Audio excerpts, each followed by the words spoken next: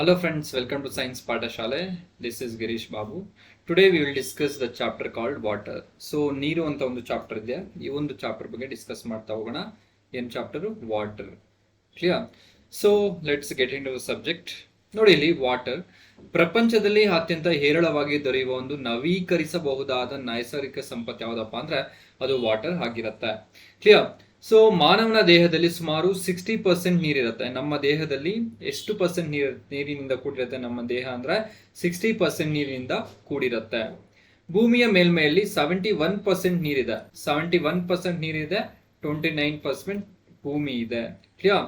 So ನೀರು hydrogen ಮತ್ತು ಆಮ್ಲಜನಕ ಅಂಶಗಳಿಂದ ಕೂಡಿದೆ. ಇದನ್ನು ನಿರೂಪಿಸಿದವರು ಯಾರಪ್ಪ ಅಂದ್ರೆ ಹೆನ್ರಿ ಕ್ಯಾವೆಂಡಿಶ್ ಅನ್ನೋ ಒಬ್ಬ ಸೈಂಟಿಸ್ಟ್ ಇದನ್ನ ನಿರೂಪಿಸ್ತಾನೆ. ನೀರು ಏನ್ರಿಂದ ಕೂಡಿದೆ ಅಂತ ಹೇಳಿದ್ದಾರಪ್ಪ ಅಂದ್ರೆ ದಟ್ ಈಸ್ ಹೆನ್ರಿ ಕ್ಯಾವೆಂಡಿಶ್ ಅಂತ ನಮಗೆ ಗೊತ್ತಿರಬೇಕು. ಕ್ಲಿಯರ್? ನೋಡಿ, water is one of the most abundant renewable natural compound. The human body has about 60% of water. Earth covered by 71% of water. Water is made up of elements like hydrogen and oxygen. It is stated by Henry Cavendish. Clear? Yes. Next ನೋಡಿ, ಆಯುರ್ವೇದದಲ್ಲಿ ಸಾಮಾನ್ಯ ಆರೋಗ್ಯ ಸಮಸ್ಯೆಗಳಿಗೆ ಚಿಕಿತ್ಸೆ ನೀಡಲು ನೀರನ್ನ ಬಳಸ್ತಾರೆ. ಈ ಒಂದು ಚಿಕಿತ್ಸೆಗೆ ನಾವೇನಂತ ಕರಿತೀವಿ ಅಂದ್ರೆ ಜಲ ಚಿಕಿತ್ಸೆ ಅಂತ ಕರಿತೀವಿ. ಕ್ಲಿಯರ್? ನೋಡಿ, ಹೈಡ್ರೋಥೆರಪಿ ಅಂತ ಕರಿತೀವಿ. ಹೈಡ್ರೋಥೆರಪಿ. ಸೊ ಒಬ್ಬ ಮನುಷ್ಯನ ತನ್ನ ದೈನಂದಿನ ದಿನದಲ್ಲಿ ಸುಮಾರು 50 ಲೀಟರ್ ನೀರಿನ ಅವಶ್ಯಕತೆ ಇದೆ ಎಂದು ವಿಶ್ವಸಂಸ್ಥೆ ಹೇಳ್ತದೆ.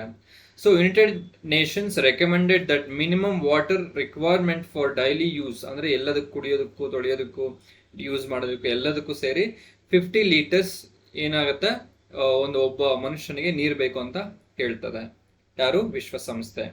ನೋಡಿ, ಪ್ರತಿ ವರ್ಷ ಮಾರ್ಚ್ 22 ಏನಾಗಿ ಆಚರಣೆ ಮಾಡ್ತೀವಿ ಅಂದ್ರೆ ವಿಶ್ವ ಜಲ ದಿನವನ್ನಾಗಿ ಆಚರಣೆ ಮಾಡ್ತೀವಿ. Clear?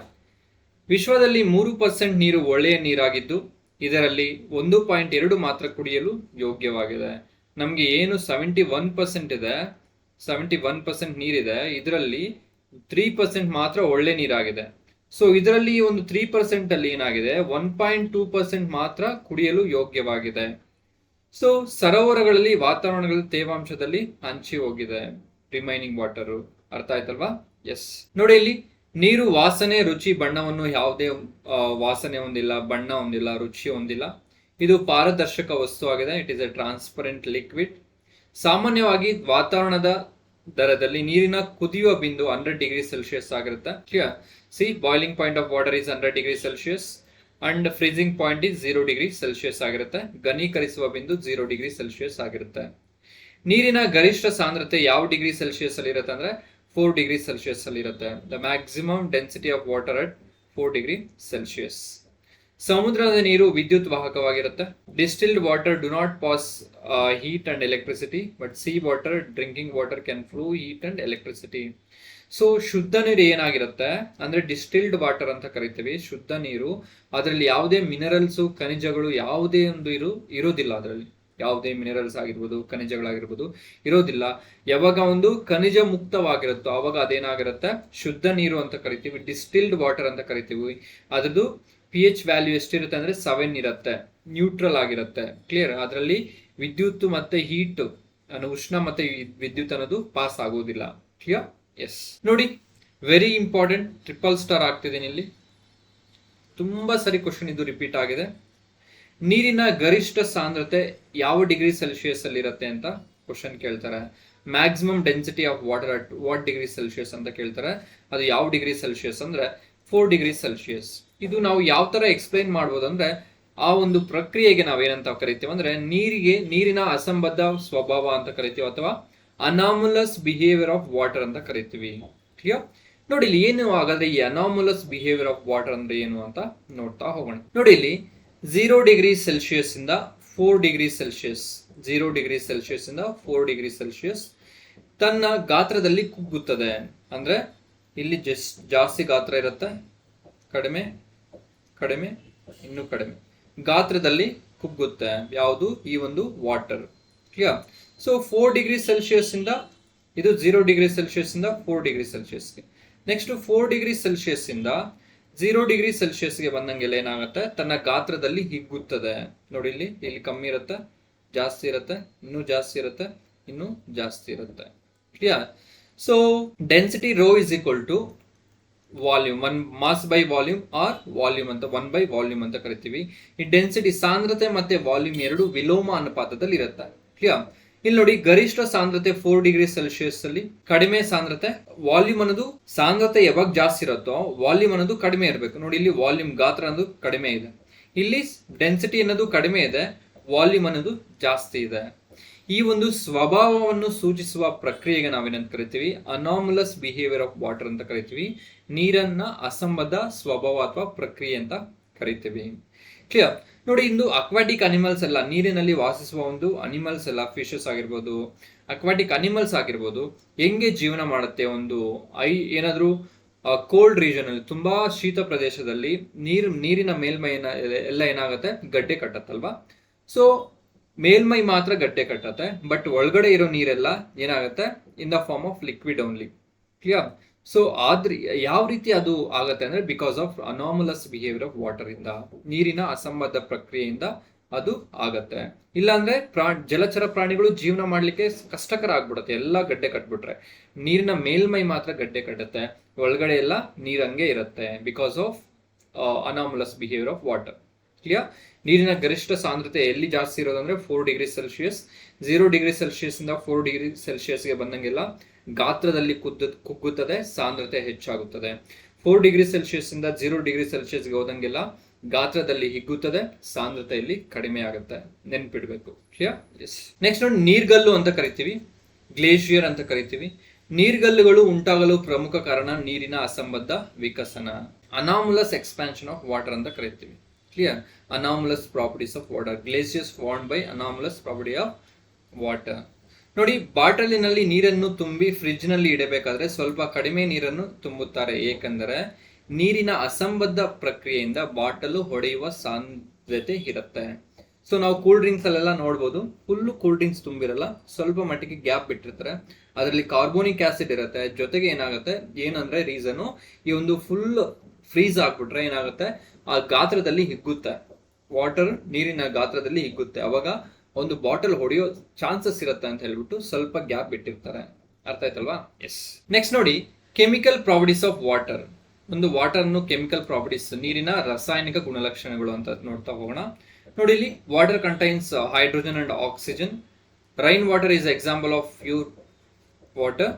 Acid present in rainwater is carbonic acid. Next, distilled water is not suitable for drinking because it does not contain any necessary minerals.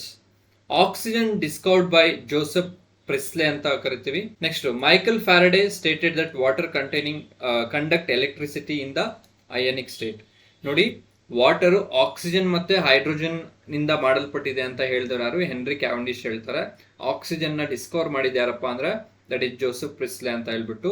Next, water ಅನ್ನೋದು ವಾಹಕತೆಯನ್ನು ಹೊಂದಿದೆ ಅಂತ ಹೇಳಿದ್ಯಾರಪ್ಪ ಅಂದ್ರೆ, ದಟ್ ಈಸ್ ಮೈಕಲ್ ಫ್ಯಾರಡೆ ಅಂತ ಹೇಳ್ತೀವಿ. ವಾಟರ್ಗೆ ವಾಹಕತೆಯ ಗುಣವಿದೆ ಅಂತ ಹೇಳಿದ್ಯಾರಪ್ಪ ಅಂದ್ರೆ, Michael Faraday. Water is called as universal solvent because it dissolves more substances than other solvent. So ಸಾರ್ವತ್ರಿಕ ಒಂದು ದ್ರಾವಣ ಅಂತ ಕರಿತೀವಿ. ಯಾವುದಕ್ಕೆ? ವಾಟರ್ಗೆ. ನೋಡಿ, ಸಾರ್ವತ್ರಿಕ ದ್ರಾವಣ.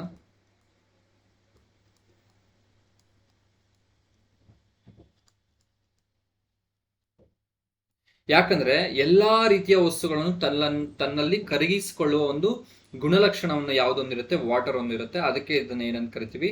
ಸಾರ್ವತ್ರಿಕ ದ್ರಾವಣ ಅಂತ ಕರಿತೀವಿ, ಯೂನಿವರ್ಸಲ್ ಸಾಲ್ವೆಂಟ್ ಅಂತ ಕರಿತೀವಿ. ನೋಡಿ, ನೀರು 2 ಜಲಜನಕ 1 ಆಮ್ಲಜನಕದಿಂದ ಕೂಡಿದೆ. ಸೊ ಮಳೆ ನೀರಿನಲ್ಲಿರುವ ಆಮ್ಲ ಯಾವುದೊಂದು? ಕಾರ್ಬನಿಕ್ ಆಮ್ಲ. ಶುದ್ಧ ನೀರು ಕುಡಿಯಲು ಯೋಗ್ಯವಿಲ್ಲ. ಶುದ್ಧ ನೀರಿಗೆ pH ವ್ಯಾಲ್ಯೂ ಎಷ್ಟಿರುತ್ತೆ? 7 ಇರುತ್ತೆ. ಕುಡಿಯಲು ಯೋಗ್ಯವಾದ ನೀರಿನ pH ವ್ಯಾಲ್ಯೂ 6.5 ಇಂದ 8.5 ತನಕ ಇರ್ಬೋದು. ಆಮ್ಲೀಯ ಮಳೆಯ pH ಮೌಲ್ಯ ಎಷ್ಟಿರುತ್ತೆ ಅಂದ್ರೆ <5.6. ಸೊ ಆಸಿಡ್ ರೈನ್ ಅಂತ ಕರಿತೀವಿ. ಆಸಿಡ್ ರೈನ್ ನ ಒಂದು pH ಎಷ್ಟಿರುತ್ತೆ ಅಂದ್ರೆ <5.6. ಕ್ಲಿಯರ್? ಎಸ್. ನೋಡಿ, ಇಲ್ಲಿ ಆಮ್ಲಜನಕವನ್ನು ಕಂಡುಹಿಡಿದವರು ಜೋಸೆಫ್ ಪ್ರಿಸ್ಲೆ ಅಂತ ಕರಿತೀವಿ. ನೀರು ಅಯಾನಿಕ ಸ್ಥಿತಿಯಲ್ಲಿ ವಿದ್ಯುತ್ ಅನ್ನು ಪ್ರವಹಿಸುತ್ತದೆ ಎಂದು ಹೇಳಿದವರು ಮೈಕಲ್ ಫ್ಯಾರಡೆ. ಈಗ ತಾನೇ ನಾವು ಡಿಸ್ಕಸ್ ಮಾಡಿದ್ವಿ. ಕ್ಲಿಯರ್? ನೀರನ್ನು ಸಾರ್ವತ್ರಿಕ ದ್ರಾವಕ ಅಂತ ಕರೀತಾರೆ. ಇದು ಏಕೆಂದ್ರೆ ನೀರು ತನ್ನಲ್ಲಿ ಅನೇಕ ವಸ್ತುಗಳನ್ನು ಕರಗಿಸಿಕೊಳ್ಳುವ ಗುಣಲಕ್ಷಣಗಳನ್ನು ಹೊಂದಿದೆ. ಅರ್ಥ ಆಯ್ತಲ್ವಾ? ನೆಕ್ಸ್ಟ್ ನೋಡಿ, pH ಡಿಸ್ಟಿಲ್ ವಾಟರ್ 7 ಆಗಿರುತ್ತೆ. ಡ್ರಿಂಕಿಂಗ್ ವಾಟರ್ 6.5 to 8.5 ಇರುತ್ತೆ. ಆಸಿಡ್ ರೈನ್ <5.6 ಇರುತ್ತೆ. ನೋಡಿ, ಕೆಲವು ಆಹಾರ ಪದಾರ್ಥದಲ್ಲಿನ ನೀರಿನ ಪ್ರಮಾಣ, ಪರ್ಸೆಂಟೇಜ್ ಆಫ್ ವಾಟರ್ ಕಂಟೆಂಟ್. ಶುದ್ಧ ಧಾನ್ಯಗಳು ಅಂತ ಕರಿತೀವಿ, ಎಷ್ಟಿರುತ್ತೆ 3 to 4% ವಾಟರ್ ಕಂಟೆಂಟ್ ಇರುತ್ತೆ. ಎಗ್ ಮೊಟ್ಟೆ ಅಂತ ಕರಿತೀವಿ, 75% ವಾಟರ್ನ ಅಂಶ ಇರುತ್ತೆ. ಆಲೂಗಡ್ಡೆ ಪೊಟ್ಯಾಟೊ 75% ವಾಟರ್ ಕಂಟೆಂಟ್. ಹಾಲು ಮಿಲ್ಕ್ 85% ಇರುತ್ತೆ. ಟೊಮ್ಯಾಟೋದಲ್ಲಿ 90% ವಾಟರ್ ಇರುತ್ತೆ. ಸೊ ಹಸಿರು ತರಕಾರಿಯಲ್ಲಿ 90% ವಾಟರ್ ಇರುತ್ತೆ. ಕ್ಲಿಯರ್? ನೆಕ್ಸ್ಟ್ ನೋಡಿ, ಜಲಾಕರ್ಷಕ ವಸ್ತುಗಳು ಅಂತ ಕರಿತೀವಿ, ಡೆಲಿಕ್ವಿಸೆಂಟ್ ಸಬ್ಸ್ಟೆನ್ಸ್ ಅಂತ ಕರಿತೀವಿ. ನೋಡಿ, ವಸ್ತುಗಳು ಸಾಮಾನ್ಯ ತಾಪಮಾನದಲ್ಲಿ ವಾತಾವರಣಕ್ಕೆ ಒಡ್ಡಿಕೊಂಡಾಗ ಕೆಲವು ನೀರಿನಲ್ಲಿ ಕರಗುವ ವಸ್ತುಗಳು ಗಾಳಿಯಿಂದ ತೇವಾಂಶವನ್ನು ಹೀರಿಕೊಂಡು ಅಂತಿಮವಾಗಿ ನೀರಿನಲ್ಲಿ ಕರಗುತ್ತವೆ. ಸೊ ಬೆಲ್ಲ ಇದಕ್ಕೆ ಬೆಸ್ಟ್ ಎಕ್ಸಾಂಪಲ್ ಅಂತ ಹೇಳ್ಬೋದು. ನೋಡಿ ಇಲ್ಲಿ, certain water soluble substances when exposed to the atmosphere at ordinary temperature absorbs moisture from the air, finally dissolves in absorbed water. Such substances we are called as deliquescent substance ಅಂತ ಕರಿತೀವಿ. ನೋಡಿ, ಬೆಲ್ಲ ಇರುತ್ತೆ, ಬೆಲ್ಲ ನಾವು ಗಾಳಿಗೆ ತೆರೆದಿಟ್ಟಾಗ ಏನಾಗುತ್ತೆ, ಅದು ಒಂದು ಕರಗುತ್ತೆ. ಅಟ್ಮಾಸ್ಫಿಯರ್ ಮಾಯಿಶ್ಚರ್ ಜೊತೆ ರಿಯಾಕ್ಟ್ ಆಗ್ಬಿಟ್ಟು ಅದು ನೀರಾಗುತ್ತೆ. ಆ ಒಂದು ವಸ್ತುಗಳಿಗೆ ಏನಂತ ಕರಿತೀವಿ, ಜಲಾಕರ್ಷಕ ವಸ್ತುಗಳು ಅಂತ ಕರಿತೀವಿ, ಡೆಲಿಕ್ವಿಸೆಂಟ್ ಸಬ್ಸ್ಟೆನ್ಸ್ ಅಂತ ಕರಿತೀವಿ. ಹಾಗೆ ಬೆಲ್ಲದಂತೆ ಮೆಗ್ನೀಷಿಯಂ ಕ್ಲೋರೈಡ್, ಘನ ಸೋಡಿಯಂ ಹೈಡ್ರಾಕ್ಸೈಡ್ ಮುಂತಾದ ಅನೇಕ ಪದಾರ್ಥಗಳು ತೇವಾಂಶವನ್ನು ಹೀರಿಕೊಳ್ಳುತ್ತವೆ. ತೇವಾಂಶವನ್ನು ಆಕರ್ಷಣೆ ಮಾಡಿ ಹೀರ್ಕೊಂಡು ಅವು ನೀರಿನಿಂದಾಗೋ ಒಂದು ಪ್ರಕ್ರಿಯೆಗೆ ನಾವೇನಂತ ಕರಿತೀವಿ, ವಸ್ತುಗಳಿಗೆ ಏನಂತ ಕರಿತೀವಿ, ಜಲಾಕರ್ಷಕ ವಸ್ತುಗಳು ಅಂತ ಕರಿತೀವಿ. ನೆನ್ಪಿಡ್ಬೇಕು. ನೆಕ್ಸ್ಟ್ ನೋಡಿ, ಜಲ ವಿಮೋಚಕ ವಸ್ತುಗಳು ಅಂತ ಕರಿತೀವಿ. ಕೆಲವು ಹೈಡ್ರೇಟ್ಗಳು ಗಾಳಿಗೆ ಒಡ್ಡಿಕೊಂಡಾಗ ನೀರನ್ನು ಕಳೆದುಕೊಳ್ಳುತ್ತವೆ. ಜಲ ವಿಮೋಚಕ, ನೀರನ್ನು ಕಳೆದುಕೊಳ್ಳುತ್ತವೆ. ಎಕ್ಸಾಂಪಲ್ ಸೋಡಿಯಂ ಸಲ್ಫೇಟ್, ಇದು ನೀರಿನ ಅಂಶವನ್ನು ಕಳೆದುಕೊಳ್ಳುತ್ತದೆ ಮತ್ತೆ ಪುಡಿ ಡ್ರೈ ಆಗ್ಬಿಡುತ್ತೆ. ಕ್ಲಿಯರ್? ನೋಡಿ, ಎಫ್ಲೋರಸೆಂಟ್ ಸಬ್ಸ್ಟೆನ್ಸ್ ಅಂತ ಕರಿತೀವಿ. Loss of water from migrated compound to surroundings is called efflorescence. Sodium sulphate which loses water content and becomes powder, dry powder ಆಗ್ಬಿಡುತ್ತೆ. ಅರ್ಥ ಆಯ್ತಲ್ವಾ? ಎಸ್. ನೆಕ್ಸ್ಟ್ ನೋಡಿ, ಮೈನ್ ಇಂಪಾರ್ಟೆಂಟ್ ಈ ಚಾಪ್ಟರ್ ಅಲ್ಲಿ ನಾವು ಡಿಸ್ಕಸ್ ಮಾಡೋದು ಏನಪ್ಪಾ ಅಂದ್ರೆ, that is soft water and hard water ಅಂತ ಕರಿತೀವಿ. ಮೆದು ನೀರು ಮತ್ತೆ ಹಾರ್ಡ್ ವಾಟರ್, ಗಡಸು ನೀರು ಅಂತ ಕರಿತೀವಿ. ನೋಡಿ, ಇಲ್ಲಿ ವಾಟರ್ ಮೇನ್ ಆಗಿ ಎರಡು ವಿಧ ಮಾಡ್ತೀವಿ, ಮೆದು ನೀರು ಸಾಫ್ಟ್ ವಾಟರ್, ಗಡಸು ನೀರು ಅಂತ ಕರಿತೀವಿ. ಮೆದು ನೀರಿಗೆ ಎಕ್ಸಾಂಪಲ್ ಏನ್ ಕೊಡ್ಬೋದು, ಮಳೆ ನೀರು, ಕೆರೆ ನೀರು, ನದಿ ನೀರು, ಡ್ಯಾಮ್ ನೀರು ಕೊಡ್ಬೋದು. ಇವು ಗಡಸು ನೀರಿಗೆ ಬೋರ್ವೆಲ್ ವಾಟರ್, ಬಾವಿ ವಾಟರ್, ಸಮುದ್ರದ ನೀರು ಕೊಡ್ಬೋದು. ಈ ಒಂದು ಗಡಸು ನೀರು ಅಂತ ಏನ್ ಕರಿತೀವಿ, hard water. Again, this hard water we are going to classify into two types. One is temporary hardness water and permanent hardness of water ಅಂತ ಕರಿತೀವಿ. ಶಾಶ್ವತ ಗಡಸುತನ ಮತ್ತೆ ತಾತ್ಕಾಲಿಕ ಗಡಸುತನ ಅಂತ ಕರಿತೀವಿ. ಕ್ಲಿಯರ್? ಎಸ್. ನೋಡಿ, ಫಸ್ಟ್ಗೆ ಮೆದು ನೀರಿನ ಬಗ್ಗೆ ಡಿಸ್ಕಸ್ ಮಾಡ್ತಾ ಹೋಗೋಣ. ಸಾಫ್ಟ್ ವಾಟರ್, ನೀರು ಸಾಬೂನಿನೊಂದಿಗೆ ಸರಾಗವಾಗಿ ಮತ್ತು ಬೇಗನೆ ವರ್ತಿಸಿ ನೊರೆ ಕೊಡುವಂತಹ ನೀರಿಗೆ ನಾವು ಮೆದು ನೀರು ಅಂತ ಕರಿತೀವಿ. Water which readily produce the froth which soap is called soft water ಅಂತ ಕರಿತೀವಿ. ಸೊ ನಾವೇನಾದ್ರೂ ಸಾಬೂನು ಮಾಡಿದಾಗ ಅದು ರಿಯಾಕ್ಟ್ ಆಗ್ಬಿಟ್ಟು ಬೇಗ ನಮಗೆ ಏನ್ ಬೇಕು, ನೊರೆ ಸಿಗ್ಬೇಕು, ಅಂತಹ ಒಂದು ನೀರಿಗೆ ಏನಂತ ಕರಿತೀವಿ, ಮೆದು ನೀರು ಅಂತ ಕರಿತೀವಿ. ಮೆದು ನೀರು ಮಾನವನಲ್ಲಿ ಜೀರ್ಣಕ್ರಿಯೆಗೆ ಸಹಾಯಕವಾಗುತ್ತೆ. ಕ್ಲಿಯರ್? ಮೆದು ನೀರು ಬಳಕೆಯಿಂದ ಪಾತ್ರೆಗಳು ಹೆಚ್ಚು ಬಾಳಿಕೆಗೆ ಬರುತ್ತೆ. ನೋಡಿ, ನಾರ್ಮಲ್ ನೀರು ತಗೊಳ್ಳಿ, ಒಂದು ಬೋರ್ವೆಲ್ ವಾಟರ್ ತಗೊಳ್ಳಿ. ಸೊ ಎರಡನ್ನು ಕಂಪೇರ್ ಮಾಡಿ, ಎರಡನ್ನು ಯೂಸ್ ಮಾಡಿ, ಏನಾಗುತ್ತೆ, ಒಂದು ನಾರ್ಮಲ್ ವಾಟರ್ ನಾವು ಇಟ್ಟಾಗ ಪಾತ್ರೆಯಲ್ಲಿ ಅದು ಏನಾದ್ರೂ ಒಂದು ಲೇಯರ್ ಫಾರ್ಮೇಶನ್ ಆಗೋದಿಲ್ಲ. ಅದೇ ಬೋರ್ವೆಲ್ ವಾಟರ್ ಇಟ್ಟಾಗ ಆ ತಳದಲ್ಲಿ ಒಂದು ಫಾರ್ಮೇಶನ್ ಆಗುತ್ತೆ. ಕ್ಲಿಯರ್? ಸೊ ಅದಕ್ಕೆ ನಾರ್ಮಲ್ ವಾಟರ್, ಮೆದು ನೀರಿನಿಂದ ಏನಾಗುತ್ತೆ, ಪಾತ್ರೆಗಳು ಹೆಚ್ಚು ಬಾಳಿಕೆಗೆ ಬರುತ್ತೆ. ಮತ್ತೆ ಮೆದು ನೀರು ನಮ್ಮ ಜೀರ್ಣಕ್ರಿಯೆಗೆ ಸಹಾಯಕ ಮಾಡುತ್ತೆ. ಹೇಗೆ ಅಂದ್ರೆ, ತುಂಬಾ ಏನಾದ್ರೂ ನೀವು ನಾನ್ ವೆಜ್ ತಿಂದಿರ್ತೀರಾ ಅಂತ ಇಟ್ಕೊಳ್ಳಿ. ಆ ಟೈಮಲ್ಲಿ ನಿಮ್ಗೆ ಏನಾಗುತ್ತೆ, ಬಿಸಿ ನೀರು ಸ್ವಲ್ಪ ಕುಡಿದ್ರೆ ಏನಾಗುತ್ತೆ, ತುಂಬಾ ಬೇಗ ಡೈಜೆಸ್ಟ್ ಆಗ್ಲಿಕ್ಕೆ ಹೆಲ್ಪ್ ಮಾಡುತ್ತೆ. ಯಾಕೆಂದ್ರೆ ಆ ಬಿಸಿ ನಾವು ನೀರನ್ನ ಕಾಯಿಸಿದಾಗ ಏನಾಗುತ್ತೆ, ಹಾರ್ಡ್ನೆಸ್ ಅನ್ನೋದು ಹೋಗ್ಬಿಟ್ಟು ಆ ನೀರು ಸಾಫ್ಟ್ ಆಗುತ್ತೆ. ಅವಾಗ ಏನಾಗುತ್ತೆ, ಆ ನೀರನ್ನ ಕುಡಿದಾಗ ಜೀರ್ಣಕ್ರಿಯೆ ಬೇಗ ಆಗುತ್ತೆ. ಕ್ಲಿಯರ್? ಎಸ್. ನೋಡಿ, soft water is a type of water. It contains lower concentration of minerals like calcium ಮತ್ತೆ ಮೆಗ್ನೀಷಿಯಂ. ಕ್ಯಾಲ್ಸಿಯಂ ಮತ್ತೆ ಮೆಗ್ನೀಷಿಯಂನ ಪ್ರಮಾಣ ಕಡಿಮೆ ಪ್ರಮಾಣದಲ್ಲಿ ಇರುತ್ತೆ ಇದರಲ್ಲಿ, ಯಾವುದರಲ್ಲಿ, ಸಾಫ್ಟ್ ವಾಟರ್ ಅಲ್ಲಿ. ಕ್ಲಿಯರ್? ನೆಕ್ಸ್ಟ್ ನೋಡಿ, WHO ಪ್ರಕಾರ 60 ಮಿಲಿಗ್ರಾಂ ಪರ್ ಲೀಟರ್ ಗಿಂತ ಕಡಿಮೆ ಸಾಂದ್ರತೆಯಲ್ಲಿ ಕ್ಯಾಲ್ಸಿಯಂ ಕಾರ್ಬೊನೇಟ್ ಹೊಂದಿರುವ ನೀರನ್ನು ಮೃದು ನೀರು ಅಂತ ಕರೀತಾರಂತೆ. ನೋಡಿ, according to WHO, water containing calcium carbonate and concentration below 60 milligram per liter called as soft water. Clear? Yes. ನೋಡಿ, ಗಡಸು ನೀರು ಸಾಬೂನಿನ ಜೊತೆಗೆ ಸರಾಗವಾಗಿ ನೊರೆಯನ್ನು ನೀಡದೆ ಚೆರಟವನ್ನುಂಟು ಮಾಡುವ ನೀರಿಗೆ ನಾವೇನಂತ ಕರಿತೀವಿ, ಗಡಸು ನೀರು ಅಂತ ಕರಿತೀವಿ. Water does not produce froth with soap are called as hard water. So hard water ಅಲ್ಲಿ again we are classified into two types. One is temporary hardness of water, permanent hardness of water. ಶಾಶ್ವತ ಗಡಸುತನ ಮತ್ತೆ ತಾತ್ಕಾಲಿಕ ಗಡಸುತನ ಅಂತ ಎರಡು ವಿಧ ಮಾಡ್ತಾ ಹೋಗ್ತೀವಿ. ನೋಡಿ ಇಲ್ಲಿ ಗಡಸು ನೀರಿಗೆ ಕಾರಣವಾದ ಒಂದು ಅಂಶಗಳು ಯಾವುವು ಅಂತ ನೋಡ್ತಾ ಹೋಗೋಣ. ನೋಡಿ ಮೆಗ್ನೀಷಿಯಂ ಸಲ್ಫೇಟ್, ಇಲ್ಲಿ ನೋಡಿ ಮೆಗ್ನೀಷಿಯಂ, ಕ್ಯಾಲ್ಸಿಯಂ. ಮೆಗ್ನೀಷಿಯಂ ಕಾಮನ್ ಇರುತ್ತೆ, ಬಟ್ ಚೇಂಜ್ ಆಗೋದೇನು ಅಂತ ಇಲ್ಲಿ ನೋಡ್ತಾ ಹೋಗೋಣ. ಗಡಸು ನೀರು ಅಂದ್ರೆ ಮೆಗ್ನೀಷಿಯಂ ಮತ್ತೆ ಕ್ಯಾಲ್ಸಿಯಂ ಕಂಪಲ್ಸರಿ ಇದ್ದೇ ಇರಬೇಕು. ಕ್ಲಿಯರ್? ಹಾಗಾದ್ರೆ ನೋಡಿ ಮೆಗ್ನೀಷಿಯಂ ಜೊತೆ ಸಲ್ಫೇಟ್ ಸೇರುತ್ತೆ ಅಥವಾ ಮೆಗ್ನೀಷಿಯಂ ಸಲ್ಫೇಟ್ ಅಂತ ಕರಿತೀವಿ. Next magnesium bicarbonate, magnesium chloride, magnesium carbonate, magnesium sulphate, calcium bicarbonate, calcium chloride, calcium carbonate. ಇವೆಲ್ಲ ಗಡಸು ನೀರಿಗೆ ಉದಾಹರಣೆ ಆಗಿರುತ್ತೆ, ಅಂದ್ರೆ ರೀಸನ್ ಆಗಿರುತ್ತೆ. ಬಟ್ ನಾವು ಪರ್ಟಿಕ್ಯುಲರ್ ಆಗಿ ಟೆಂಪರರಿ ಹಾರ್ಡ್ನೆಸ್, ಪರ್ಮನೆಂಟ್ ಹಾರ್ಡ್ನೆಸ್ ಹೆಂಗೆ ಅಂತ ಮುಂದೆ ತಿಳ್ಕೊಳ್ತಾ ಹೋಗೋಣ. ನೋಡಿ ಗಡಸು ನೀರು ಮೊದಲಿಗೆ ಹಾರ್ಡ್ನೆಸ್ ಆಫ್ ವಾಟರ್ ಅಂತ ಕರಿತೀವಿ. ಅದರಲ್ಲಿ ಮೊದಲ ಬಾರಿಗೆ ಏನಂದ್ರೆ ತಾತ್ಕಾಲಿಕ ಗಡಸು ನೀರು ಅಂದ್ರೆ temporary hardness of water.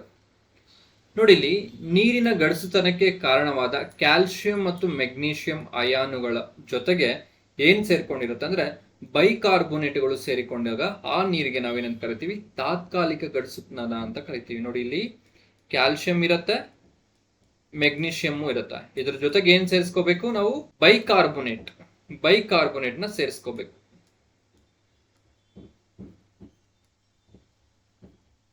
Calcium bicarbonate, magnesium bicarbonate, ಆ ತರ ಅಂತ ನೀರಿಗೆ ನಾವೇನಂತ ಕರಿತೀವಿ, ತಾತ್ಕಾಲಿಕ ಗಡಸು ನೀರು ಅಂತ ಕರಿತೀವಿ, ಟೆಂಪರರಿ ಹಾರ್ಡ್ನೆಸ್ ಆಫ್ ವಾಟರ್ ಅಂತ ಕರಿತೀವಿ.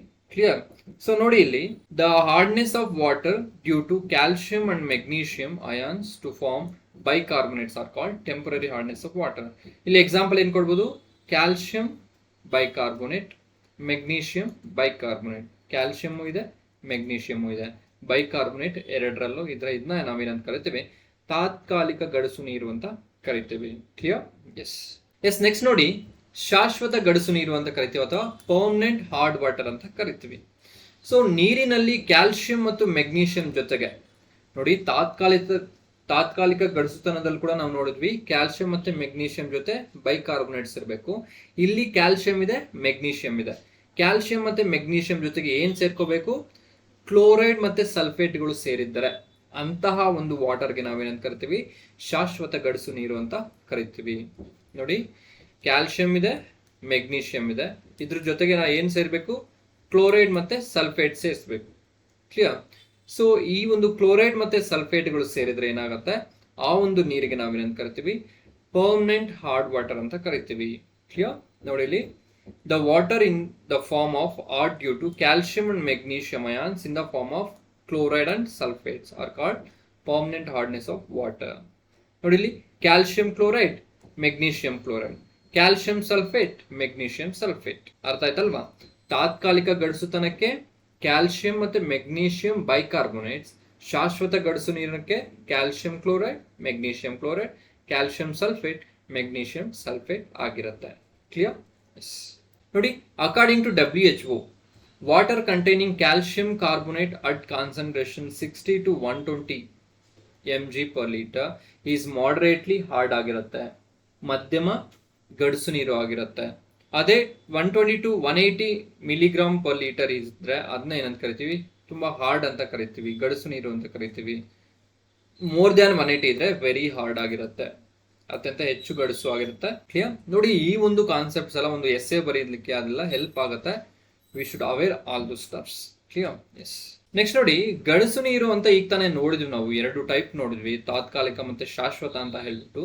ಅದನ್ನ ಹೋಗ್ಲಾಡ್ಸಕ್ಕೆ ಏನಾದ್ರು ಮೆಥಡ್ಸ್ ಇದೆನಾ ಅಂತ ನೋಡ್ತಾ ಹೋಗೋಣ. ನೋಡಿ ಇಲ್ಲಿ ಬಾಯ್ಲಿಂಗ್ ಇಂದ ನಾವು ಒಂದು ಗಡಸುತನವನ್ನ ಹೋಗಲಾಡಿಸಬಹುದು. Soda method, distillation and permutation ಅಂತ ಕರಿತೀವಿ. ಬಟ್ಟಿ ಇಳಿಸುವಿಕೆ, ಫಾರ್ಮ್ಯುಟೇಟ್ ವಿಧಾನ, ಸೋಡಾ ವಿಧಾನ, ಕುದಿಸುವಿಕೆ. ಒಂದೊಂದೇ ನೋಡ್ತಾ ಹೋಗೋಣ. ಮೊದಲಿಗೆ ಯಾವ್ದಪ್ಪ ಅಂದ್ರೆ ಕುದಿಸುವಿಕೆ ಅಂತ ಕರಿತೀವಿ. ನೀರಿನ ತಾತ್ಕಾಲಿಕ ಗಡಸುತನಕ್ಕೆ ಕಾರಣವಾದ ಕ್ಯಾಲ್ಸಿಯಂ ಮೆಗ್ನೀಷಿಯಂ ಬೈಕಾರ್ಬೋನೇಟ್ಗಳನ್ನು ನೀರನ್ನು ಕುದಿಸಿದಾಗ ಬೈಕಾರ್ಬೋನೇಟ್ಗಳು ಕಾರ್ಬೋನೇಟ್ಗಳಾಗಿ ಹೊರಹೊಮ್ಮುತ್ತವೆ. ಈ ಒಂದು ಕುದಿಸುವಿಕೆಯಿಂದ ನಾವೇನ್ ಮಾಡಬಹುದು, ನೀರಿನ ಒಂದು ತಾತ್ಕಾಲಿಕ ಗಡಸುತನವನ್ನ ಹೋಗಲಾಡಿಸಬಹುದು, ನಾಟ್ ಶಾಶ್ವತ ಗಡಸುತನ. Clear? So we boil the water, calcium and magnesium bicarbonate becomes carbonates. ಅವಾಗ ಏನಾಗುತ್ತೆ, ಟೆಂಪರರಿ ಹಾರ್ಡ್ನೆಸ್ ಮಾತ್ರ ಹೋಗುತ್ತೆ, ಪರ್ಮನೆಂಟ್ ಹಾರ್ಡ್ನೆಸ್ ಹೋಗುವುದಿಲ್ಲ. ಕ್ಲಿಯರ್? ಎಸ್.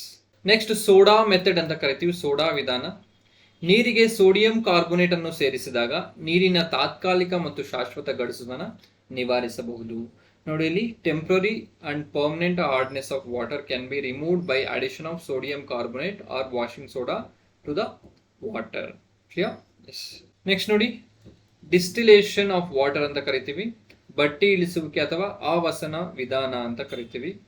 ನೀರನ್ನು ಕುದಿಸಿದಾಗ ಉತ್ಪತ್ತಿಯಾಗುವ ಆವಿಯನ್ನು ಸಂಗ್ರಹಿಸಿ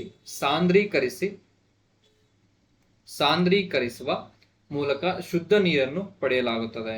ಅಂದ್ರೆ water are that has been boiled into vapour and condensed back into liquid in a separate container. ಆ ಒಂದು ರೀತಿ, ಫಾರ್ ಎಕ್ಸಾಂಪಲ್ ವಾಟರ್ನ ಬಾಯ್ಲ್ ಮಾಡಬೇಕು, ಆ ವೇಪರ್ ಏನ್ ಬರುತ್ತೆ, ಆ ವೇಪರ್ ನಾವು ಕಂಡೆನ್ಸ್ ಮಾಡಬೇಕು, ಕಂಡೆನ್ಸ್ ಮಾಡಿ ಸ್ಟೋರ್ ಮಾಡಬೇಕು, ಅವಾಗ ನಾವು ಮಾತ್ರ ನಮಗೆ ಒಂದು ಡಿಸ್ಟಿಲ್ ವಾಟರ್ ಸಿಗತ್ತೆ. ನೋಡಿ ಇಲ್ಲಿ, ಈ ಒಂದು ಡಿಸ್ಟಿಲ್ ವಾಟರ್ ಅಥವಾ ಒಂದು ಬಟ್ಟಿ ಇಳಿಸಿದ ನೀರು ಏನಾಗುತ್ತೆ, ಖನಿಜ ರಹಿತವಾಗಿರುತ್ತೆ, ತುಂಬಾ ವೆಚ್ಚದಾಯಕವಾಗಿರುತ್ತೆ. ಈ ಪ್ರೋಸೆಸ್ ತುಂಬಾ ಕಾಸ್ಟ್ಲಿ ಆಗಿರುತ್ತೆ, ವೆಚ್ಚದಾಯಕವಾಗಿರುತ್ತೆ, ನೀರು ಕುಡಿಯಲು ಯೋಗ್ಯವಲ್ಲ. ಇದು ನೀರು ಕುಡಿಲಿಕ್ಕೆ ಅಷ್ಟೊಂದು ಸೂಕ್ತವಲ್ಲ ಅಂತ ನಮಗೆ ಗೊತ್ತಿರಬೇಕು. ನೋಡಿ, ನೀರನ್ನು ವಿದ್ಯುತ್ ಬ್ಯಾಟರಿಗಳಲ್ಲಿ, ಕೈಗಾರಿಕೆಗಳಲ್ಲಿ, ರಾಸಾಯನಿಕ ತಯಾರಿಕೆಗಳಲ್ಲಿ ಬಳಸ್ತಾರೆ. ಈ ಒಂದು ಬ್ಯಾಟರೀಸ್ ಅಲ್ಲೆಲ್ಲ ಮತ್ತೆ ಒಂದು ರಾಸಾಯನಿಕ ಕೈಗಾರಿಕೆಗಳಲ್ಲಿ ಕೂಡ ಈ ಒಂದು ಡಿಸ್ಟಿಲ್ ವಾಟರ್ ನ ಬಳಸ್ತಾರೆ. ಕ್ಲಿಯರ್? ಎಸ್. ನೆಕ್ಸ್ಟ್ ಮೆಥಡ್ ಯಾವ್ದಪ್ಪ ಅಂದ್ರೆ ದಟ್ ಈಸ್ ಪರ್ಮ್ಯುಟೇಟ್ ಮೆಥಡ್ ಅಂತ ಕರಿತೀವಿ, ಪರ್ಮ್ಯುಟೇಟ್ ವಿಧಾನ ಅಂತ ಕರಿತೀವಿ. ನೋಡಿ, ನಿಸರ್ಗದಲ್ಲಿ ದೊರೆಯುವ ಸೋಡಿಯಂ ಅಲ್ಯೂಮಿನಿಯಂ ಸಿಲಿಕೇಟ್ ಎಂಬ ಸಂಯುಕ್ತಕ್ಕೆ ನಾವು ಜಿಯೋಲೈಟ್ ಅಂತ ಕರಿತೀವಿ. ಜಿಯೋಲೈಟ್ ಅಂದ್ರೆ ಏನು? ಸೋಡಿಯಂ ಅಲ್ಯೂಮಿನಿಯಂ ಸಿಲಿಕೇಟ್ಗೆ ಜಿಯೋಲೈಟ್ ಅಂತ ಕರಿತೀವಿ. The mixture of natural sodium aluminium silicate is called zeolite. ಅದೇ ರೀತಿ ನಾವು ಕೃತಕವಾಗಿ ಏನಾದರೂ ಸೋಡಿಯಂ ಅಲ್ಯೂಮಿನಿಯಂ ಸಿಲಿಕೇಟ್ ನ ತಯಾರು ಮಾಡಿದ್ರೆ ಅದಕ್ಕೆ ನಾವೇನಂತ ಕರಿತೀವಿ, ಪರ್ಮ್ಯುಟೇಟ್ ಅಂತ ಕರಿತೀವಿ. ಕೃತಕವಾಗಿ ತಯಾರಿಸಿದ ಸೋಡಿಯಂ ಅಲ್ಯೂಮಿನಿಯಂ ಸಿಲಿಕೇಟ್ಗೆ ನಾವು ಪರ್ಮ್ಯುಟೇಟ್ ಅಂತ ಕರಿತೀವಿ, ನ್ಯಾಚುರಲ್ ಆದ ಜಿಯೋಲೈಟ್ ಅಂತ ಕರಿತೀವಿ. Mixture of artificial sodium aluminium silicate are called permutit. Sodium silicate and sodium ಅಲ್ಯೂಮಿನಿಯಂಗಳನ್ನು ಕಾಯಿಸಿ ಒಂದು ಮಾಡೋದ್ರಿಂದ ಪರ್ಮ್ಯುಟೇಟ್ ನಮಗೆ ದೊರೆಯುತ್ತೆ. ಇದು ಲೇಯರ್ ತರ ಇರುತ್ತೆ. ಇದ್ರ ಒಂದು ಪರ್ಮ್ಯುಟೇಟ್ ಮುಖಾಂತರ ನೀರನ್ನು ಹಾಯಿಸಿದಾಗ ನೀರು ಒಂದು ಶಾಶ್ವತ ಮತ್ತೆ ತಾತ್ಕಾಲಿಕ ಗಡಸು ನೀರು ಎರಡರನ್ನು ಇದನ್ನು ತಡಿಬಹುದು ಇದರಿಂದ. ಕ್ಲಿಯರ್? ನೋಡಿ ಇಲ್ಲಿ, ಗಡಸು ನೀರನ್ನು ಜಿಯೋಲೈಟ್ ಅಥವಾ ಪರ್ಮ್ಯುಟೇಟ್ ಪದರಗಳ ಮೂಲಕ ಹಾಯಿಸಿ ನೀರನ್ನು ತಾತ್ಕಾಲಿಕ ಮತ್ತು ಶಾಶ್ವತ ಗಡಸು ನೀರನ್ನು ನಿವಾರಿಸಬಹುದು. In this process calcium and magnesium ions are exchanged by sodium ions.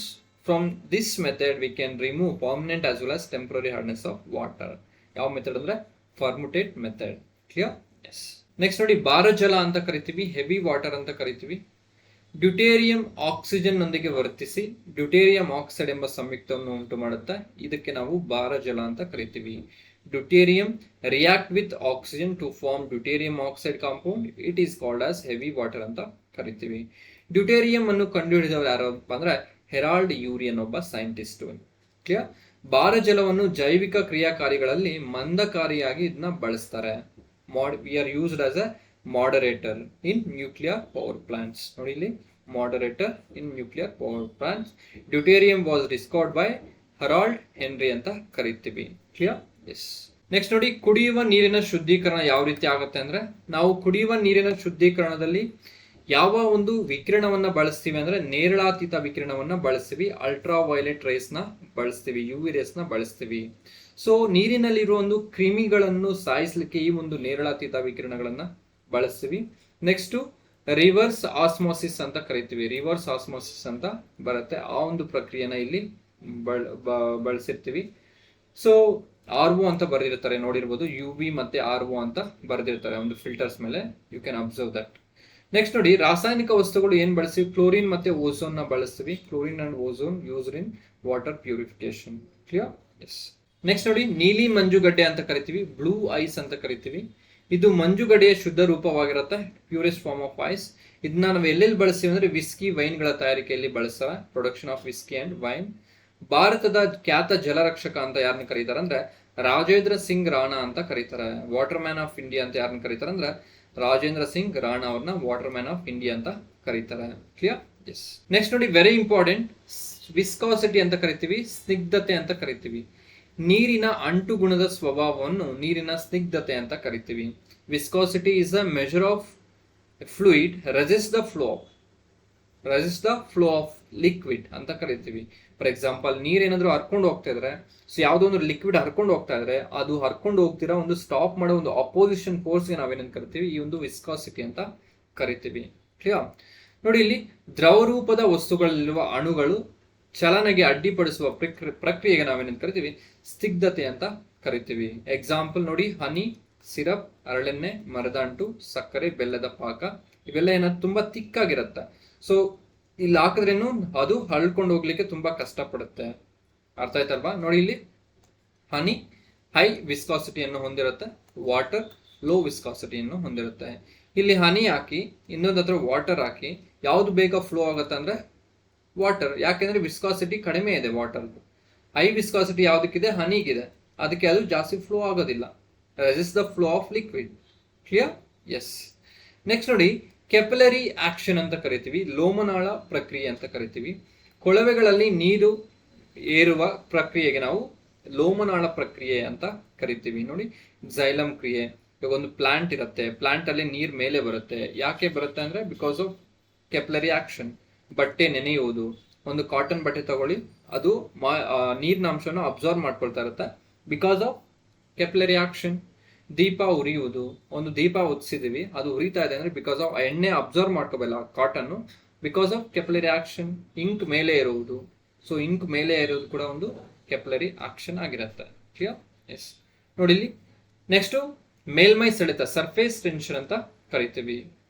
ನೋಡಿ, ಇಲ್ಲಿ surface tension is the tension of the surface film of the liquid caused by attraction of the particles in the surface of layer by the bulk of liquid which tends to minimize the surface area.